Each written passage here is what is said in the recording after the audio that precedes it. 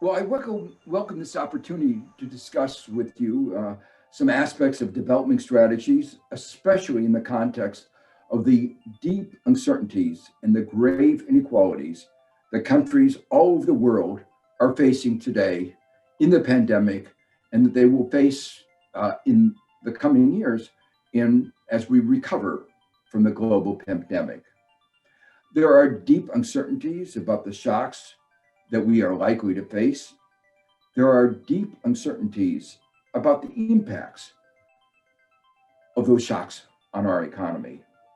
And finally, there are deep uncertainties about the responses of the economy to the policies that we undertake. These uncertainties should give us a great deal of humility about economic policy. For decades, neoliberalism ignored these uncertainties. It pushed with confidence a set of policies that, by and large, did not work. And yet, repeatedly, the policies of the Washington Consensus or one form or another of neoliberalism, forms they had in Europe, pretended as if there were no uncertainties, that one could get away with simplistic rules. In Europe, they had simplistic rules like deficits should not be greater than 3% of GDP. Debt should not be greater than 60% of GDP. No regard to the uncertainties about the interest rates, the growth in population, the growth in productivity. It was, you might say, an arrogance about that they really understood the nature of the economy and our society. The irony, of course, was that those set of doctrines of neoliberalism were deeply, deeply flawed. And the result, of course, is that those policies did not work. We faced a series of crises that have shown that that model is wrong and that economic policy based on that models has been misguided. And now we are in a situation where we are confronting the reality we have to reform not only the policies, but the framework within which we make those policies. Two of the examples of the deep uncertainties that were not anticipated by the models were the pandemic through which we are going now, and the 2008 financial crisis. Neoliberalism had argued that deregulation and financial liberalization would unleash unprecedented economic growth. Didn't do that. What it did unleash was unprecedented economic instability. The models which underlay neoliberalism were equilibrium models that says that somehow the economy was always on an equilibrium trajectory, in spite of the fact that over and over again, there have been crises like the 2008 crisis, events like the pandemic that are hard and were not anticipated. We're now going through another potential crisis, the climate crisis. That crisis highlights the need for government action. It highlights the importance of externalities, where the actions taken by individuals and firms has enormous consequences on those all over the world.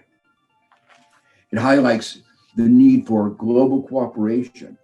There are still other crises that we are confronting all over the world. One of them that I've been concerned with a great deal is the inequality crisis. The pandemic has further revealed the depths of the inequalities, both within countries and between countries, and has exacerbated those inequalities. The virus is not an equal opportunity virus. It goes after those with poor health, which are disproportionately those with poor income. And that's especially true in those societies where there is not universal access to healthcare, and in which there is deficient systems of social protection. One of the reasons why the United States has been so ravaged by this disease, having about a quarter of the cases, in spite of the fact we have only about 4% of the population. The reason we've been so ravaged, in part, is that we have such poor social insurance system, social protection. We don't recognize in the United States, only advanced countries that doesn't recognize the right of access to healthcare as a basic human right. And the result of that is huge disparities between the health status of those at the bottom and that at the top. And overall, the system is working so poorly that life expectancy today is lower than it was when President Trump became the president, in spite of all the advances in science and medicine that have occurred in the interim. We also face a geopolitical crisis. There's a growth of authoritarianism. The US has been walking away from their international rule of law. There is a potential of a new Cold War. And I'll come back to these issues towards the end. The key lesson from these crises is that problems can't be solved by markets alone. We need to work together, what economists call collective action. The pandemic has shown the consequences of 40 years of neoliberalism, 40 years of denigrating the importance of government, the importance of collective action. The result of that 40 years of denigrating the role of government is that government was less prepared to deal with the pandemic, less prepared to deal with the other crises that I talked about a minute ago. Government was weakened. We all turned to the government in the event of this pandemic, as we did in the event of the global financial crisis. Government in the United States was not able to respond in an effective way. But the irony was that neither were markets able to respond. That at the same time that neoliberalism was talking about markets and weakening governments, it actually was weakening the markets themselves. Because the kinds of rules that were put into place in this era of neoliberalism resulted in markets that were short-sighted, short-term. We saw that in 2008, where the financial institutions looked to how they can make returns in the short run, even when it engaged in excessive risk-taking, as it engaged in predatory lending, market manipulation, a host of harms to our society. But this pandemic has again shown that markets have not worked well. We've been astounded in the United States that our markets could not even produce simple products like protective gear or masks, let alone more complicated products like tests or ventilators. In a way, we created cars without spare tires. We saved a little bit of money in the short run, but of course, we all know what happens when you have a flat tire. We are some distance from the nearest gas station. The cost can be enormous. We save a little bit of money up front, but we pay a big price down the line. And that is the nature of markets when you don't have good corporate governance laws. And unfortunately, neoliberalism restructured the rules of the market economy that had the consequence that not only government became less effective, but so did markets. The pandemic has highlighted a whole series of issues. In a way, it was a natural experiment. It affected many countries, or most countries around the world. But different countries responded differently. And so we could see by looking at the successes and failures what contributed to those successes and those failures. Economists, social scientists, epidemiologists will be studying this natural experiment, I think, for decades to come. But we've seen enormous successes. Countries like New Zealand, Taiwan, South Korea, poor countries like Vietnam, doing a tremendous job in getting the disease under control. And then we've seen other countries that are total disaster, like the United States and Brazil. And so it is natural for us to ask, what is it that makes for success? Countries that have done well are countries not just with effective governments, with strong institutions and good science. But one thing I want to emphasize is the role of trust. Trust of citizens, of government, and of each other. High levels of inequality undermine trust. Undemocratic governments undermine trust. And one of the reasons that the United States has become such a polarized society is, I believe, it's because of our high level of inequality, the highest level of inequality among the advanced countries. I chaired an international commission on the measurement of economic performance and social progress, and then subsequent to that, an expert group at the OECD on the same subject. In our last report, in 2018, a little more than a year ago, we emphasize the importance of trust. We also emphasize the importance of developing a series of metrics to assess this.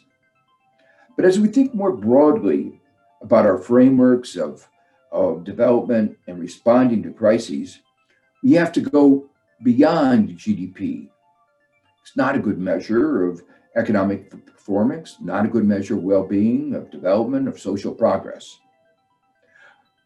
In our work, we call for a dashboard of indicators, incorporating, for instance, sustainability, concerns about inequalities, metrics of health. As we confront this crisis, as happened in 2008, this is important, and especially concerns about inequality. One of the things that happened in 2009 to 2012, in the period of recovery, was that 91% of the increase in GDP in the first 3 years of the so-called recovery went to the top 1%. The consequence was that for most of Americans, there was no recovery. And so as the president and the head of the Federal Reserve talked about a recovery, many citizens thought something is amiss. Lack of trust in government. They thought the statistics were being manipulated. Government was not working for ordinary citizens. What they were calling recovery was a recovery for the bankers, the very people who had caused the crisis, but not a recovery for ordinary Americans who were losing their homes by the millions, losing their jobs by the millions. This problem is even greater today. We talk today very explicitly about a K-shaped recovery. And what that means is that the pandemic has not only so much adversely affected those at the bottom compared to the top. The people at the top are continuing with their jobs, zooming around the world. The people at the bottom are experiencing a much higher death rate, a much higher exposure to the disease itself, and a much higher loss of income. And then they're not recovering as well. And there are long-term concerns about the education of their children, where they find it much more difficult to engage in Zoom education. One aspect that is not reflected well in GDP, besides inequality and sustainability that I've just talked about, is the sense of insecurity. Security is very important for well-being and for development.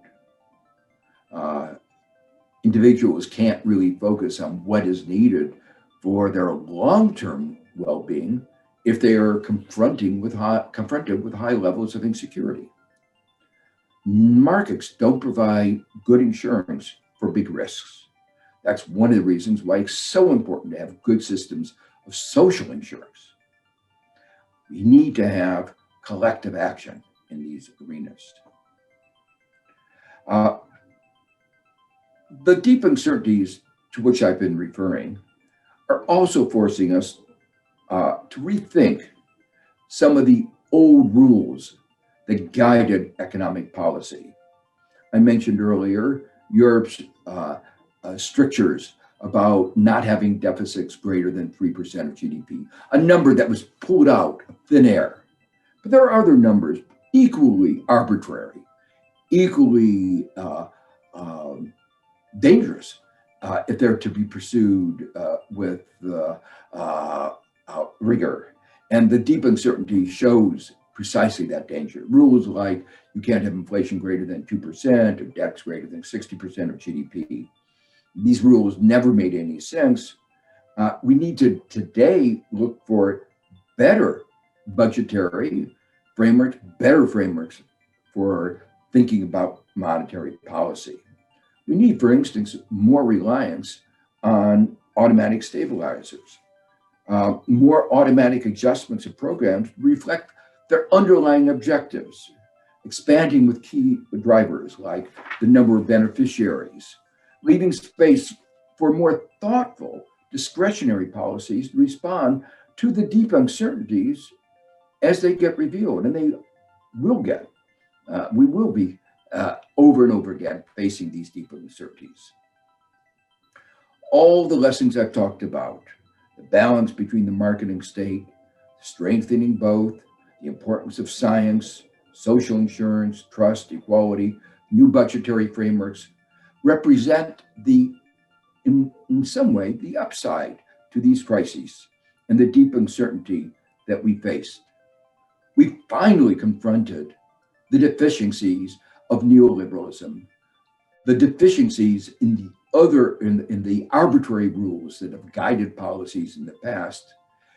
And that provides the opportunity for us to rethink the way forward for development, the way forward for running economic policy in countries all over the world. In 2008, the chief of staff of President Obama, Rahm Emanuel, said, "We should never let a crisis go to waste." Unfortunately, the US did precisely that.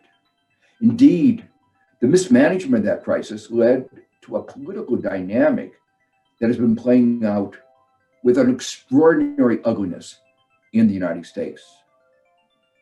We shouldn't let this happen a second time. I'm optimistic about where we are today. As I've talked to people all over the world, there is finally a sense of a realization of the flaws of the old models, the deep uncertainties that we face, and the necessity of developing frameworks to deal with these deep uncertainties. One example of that optimism is what is happening in the United States under the leadership of our president-elect, Joe Biden. What's happening in Europe?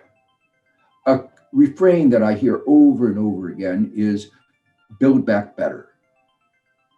We don't want to go back to where we were in January 2020. we should have realized that that world was marked by high levels of inequalities. It was not environmentally sustainable, not economically sustainable. We had a economy that was not resilient. We had a government that was not prepared to deal with the kinds of emergencies, the crises that we were going to face. And so there is this refrain, build back better. Build back an economy and a society which is greener, more knowledge-based, greater equality. We have to make our money do double, triple duty. The money that we're spending to help recover the economy from this very deep downturn has to, at the same time, lead to a restructuring of our economy and our society to confront the other crises that we face, the crises of climate, of inequality, and restructure our society to a more knowledge-based world. Finally, I can't help but note that the assault on democracy, human rights, basic values that has been going on, especially in the last 4 years by Trump, aided and abetted by his party and by corporate leaders who thought they could use him to get the things they wanted. What they wanted was tax cuts for the rich, tax cuts for corporations, deregulation to allow them to spoil our environment, to take advantage of the poor and the more vulnerable. They thought they could use Trump to get what they wanted and at the same time keep his authoritarian and anti-democratic tendencies under tow. It's proven much harder than they thought. So as we've wound up in a country, and I'd say in a world, much more divided than we were. The unholy alliance has placed our democracy and our institutions at risk. It appears that they prove strong, our institutions, our democratic commitments have proven strong enough to survive, but just barely. We have looked at the abyss, and it is truly frightening. More frightening in many ways than COVID-19, which through science we have quickly brought under control. Bringing these tendencies to authoritarianism under control is going to be much more of a challenge.